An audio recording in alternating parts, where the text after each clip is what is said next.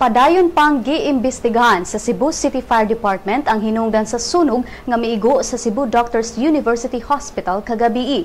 Matod sa inisyal nga imbestigasyon sa Fire Department nga nagsugod ang sunog sa Linen Department sa ospital nga nahimutang sa basement.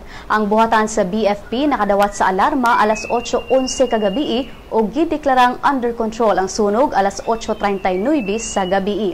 Apan pipila ka minuto dunay nakitang aso sa building sa ospital ug ang kayo gikatahong nikatap sa second floor sa ospital. Si Cebu City Fire Marshal Rogelio Bongabong nibutyag nga alas 10 kagabi na contained ang kayo apan duna pay mga flammable materials sa sulod. Mga representante sa ubang ospital nakig-koordinar sa mga nurses sa CDUH aron sa pag-assess kung kinsa nga mga pasyente ang ibalhin og una.